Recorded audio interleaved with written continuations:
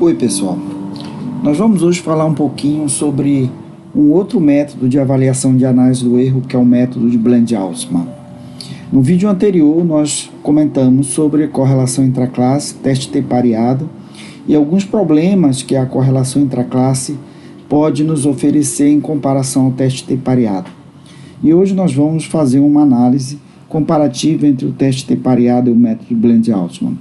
O método de Bland-Altman é um método utilizado para nós avaliarmos, compararmos diferenças de medidas tomadas em dois métodos diferentes. Aqui, por exemplo, medidas tomadas em tomografia e medidas tomadas em radiografia. Na verdade, o método de Bland-Altman é um gráfico e nós vamos aqui ensinar ou mostrar como é que esse gráfico é examinado. Em primeiro lugar, aqui no eixo X nós temos a média da medida que nós executamos. Suponhamos, por exemplo, um tamanho de uma mandíbula.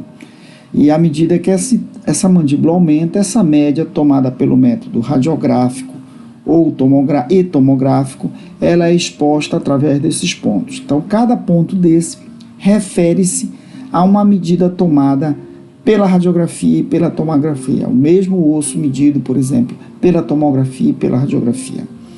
É lógico, no eixo Y, nós temos aqui a média das diferenças entre os dois métodos. Então, o ideal seria que essa linha que refere à média da diferença, que ela fosse zero, ou seja, quando a medida tomada na tomografia for igual à medida tomada na radiografia, por exemplo, 100 menos 100, a diferença seria zero. Portanto, o ideal seria que a medida feita em um método fosse semelhante ou igual à medida feita pelo outro método. Nesse mesmo gráfico, nós podemos ver duas linhas que referem-se à média menos 1,96 e a média mais 1,96 desvios padrão. Isso corresponde ao intervalo de confiança 95%, ou seja, quando nós repetimos diversas medidas em diversos pacientes, nós temos a dispersão desses valores e a dispersão, 95% dessa dispersão está entre mais ou menos essa linha aqui. Isso refere à precisão do método. Então, nós percebemos, por exemplo, aqui, as medidas tomadas quando a medida é 100, 100 e alguma coisa, é muito próximo da linha média, mas quando a medida aumenta, há uma maior dispersão desses valores. É essa análise que a gente faz no método Bland-Altman. Ele não é um teste estatístico, ele não vai te definir se o valor, se essa diferença média é significativa ou não, e nem se essa imprecisão é significativa ou não. Quem define isso é o examinador. Então vamos ver um exemplo prático de um artigo publicado no American Journal em 2012, e o objetivo dos autores era comparar medidas tomadas em tomografia com NIBIM com medidas clínicas, que seriam o padrão ouro. Eles examinaram as medidas tomadas obtidas com tomografias em baixa resolução e em alta resolução, e nós sabemos que uma tomografia obtida em alta resolução incorpora no método uma radiação maior. Então, será que eu poderia utilizar tomografias em baixa resolução para substituir uma tomografia em alta resolução que expõe o paciente ao maior risco? Então, eles examinam esses dados através, em vez de fazer um teste T, uma correlação intraclasse, fórmula de Dalberg, aquilo que nós já estamos acostumados, eles fazem isso, os autores fazem essa avaliação através do método de Bland-Altman. Então, primeiro aspecto que nós devemos avaliar, vejo que à medida que o corpo é medido, eu tenho um aumento aqui neste eixo X, 10, 12, 14, 16. E aqui em zero significa que em média, olha, a medida tomada na tomografia em baixa resolução, em média ela é muito parecida à medida clínica, né? Por outro lado, eu consigo examinar, suponha que você defina que uma diferença, uma imprecisão máxima deveria ser de 1 milímetro, ou seja, quando eu meço o corpo na tomografia, ela deveria diferir no máximo mais ou menos 1 milímetro em relação ao exame clínico, que é o meu padrão ouro. Observe que quando eu examino as medidas tomadas em baixa resolução, 95% dessas medidas estão, na verdade, entre menos e mais 2, ou seja, a imprecisão do método tomográfico, quando comparado ao clínico, ele gira em torno de mais ou menos 2 milímetros, o que não pode ser adequado se você previamente definiu que a imprecisão máxima deveria ser algo em torno de 1 milímetro. Será que então medidas feitas em alta resolução seriam mais precisas? Primeiro, de novo, nós vamos avaliar a diferença das médias entre os 2 métodos, e essa diferença foi de 0. Por outro lado, isso significa então que a medida tomada na tomografia não é, em média, maior ou menor que a medida clínica. Por outro lado, nós observamos que os pontos estão mais próximos da média. Isso significa aí que 96% das medidas estão entre menos e mais 1. Isso significa que a tomografia feita em alta resolução, ela exprime em média o mesmo valor do exame clínico, e que quando há diferença, essa diferença gira em torno de 1 milímetro, que seria então a minha precisão. Aqui nós vamos colocar no Excel uma planilha que ela nos dá várias informações ao mesmo tempo, né? Tanto do teste T como da fórmula de Dalberg e a própria fórmula de Dalberg. Veja que eu coloquei aqui no eixo X2 exatamente a mesma medida tomada no método 1, né? Então 44, 49, 49, 34, 34. Quando nós vamos ver o teste T, ele nem faz análise porque a diferença é 0, então o valor de P é 0, isso significa que certamente não há diferença entre esses 2 métodos, né? Quando nós vamos olhar ao blend Altman, nós observamos que, por não haver diferença, todos os dados estão em cima da linha 0, indicando que o método é exatamente idêntico, igual ao outro método, né? Eu vou tomar aqui, então, um outro conjunto de medidas para substituir, porque é lógico que isso aqui é ficção, isso não existe na realidade. E aí, então, vocês vejam, olha, aqui eu tenho a medida tomada, por exemplo, na tomografia, aqui, por exemplo, numa radiografia. Observe as diferenças.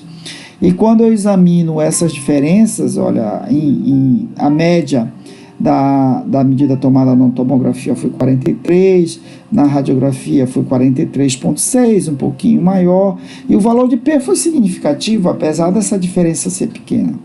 Aqui no gráfico de blend Altman, nós observamos que, de fato, olha, a média da diferença ela está um pouquinho distante do 0, em torno de 0,5 negativo, né? Ou seja, a medida tomada no exame 2, ela é um pouco menor do que no exame 1, e nós observamos a dispersão dos pontos. Então, o teste T está me dizendo que uma diferença média de 0,5 milímetro, que parece pouco, né, ela foi significativa, portanto, você diria que esse método não é confiável. Com esse método expresso aqui na coluna X2, não é confiável quando comparado a esse método expresso na coluna X1. E quando nós vamos avaliar a precisão das medidas, veja que Dalberg deu um valor de 0,59, isso significa que, em média, a flutuação dessas medidas entre os 2 métodos fica em torno de 0,6. Quando nós pegamos 95% dessas diferenças, vejam que o método é relativamente preciso, né? As medidas flutuam entre mais ou menos aí 0,5 ou 1 milímetro, o que seria uma boa precisão. Então, o que o método aqui essa análise está dizendo é que eu tenho um erro sistemático, porque o valor de P foi significativo, embora a precisão seja boa, porque a diferença, em média, ela é relativamente pequena. Agora eu vou copiar um outro conjunto de dados aqui, e vejam que a figura muda, né? Agora vejam que a diferença é muito maior, 49, 54, 34, 30. A média do primeiro exame foi 43, a média do segundo exame foi 41, né?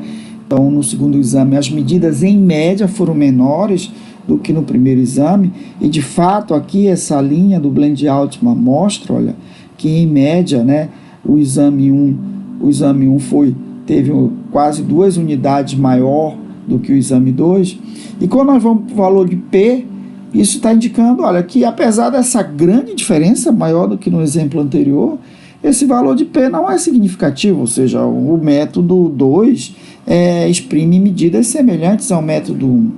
E quando nós vamos avaliar o Dalberg, indica um erro experimental muito alto, ou seja, essa diferença não é grande porque ora está mais 5, ora está menos 4, ora está mais 5, ora está menos 5, quer dizer, na média ela não foi diferente, mas as medidas foram muito imprecisas. Vejam que 95% das medidas tem uma imprecisão que vai de mais 4, né, 6 menos 2, 4, até menos 4.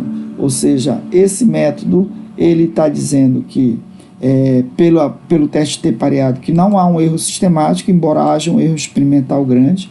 E quando nós vamos avaliar blend Altman, nós vimos, não, há um erro sistemático, ou seja, sistematicamente a medida do método 2 ela é menor do que do método 1, e além disso, quando eu faço a análise do erro experimental, há uma grande dispersão desses valores, maior, por exemplo, que 1 unidade ou 2 unidades. Em média, elas ficam aqui em torno de 4 unidades de diferença, ok? Então é isso, pessoal. A ideia foi justamente colocar a diferença. O blend Altman, ele é um método que você tem uma visão mais ampla quando você está comparando dois métodos, e coloquei aqui que um exemplo de que o teste T, mesmo com a diferença pequena, ele pode dizer que é significativo, e com uma diferença grande ele pode dizer que não é significativo, né? Então, em última análise, fazendo uma comparação do teste T pareado com o blend Altman, nós temos que o teste T pareado ele é aplicado então para provar a diferença, enquanto o blend Altman é utilizado para provar concordância ou igualdade, né? Então, nós temos a possibilidade de rejeitar, o que significa que se a gente rejeitar a hipótese nula, não significa que os métodos são iguais, porque é um teste para analisar a diferença. Normalmente o teste quer calcular essa diferença e não a concordância, e por ser um teste estatístico, ele é sensível ao tamanho amostral, e o blend Altman, por ser um gráfico, não é sensível ao tamanho amostral, basta você ver a dispersão dos pontos.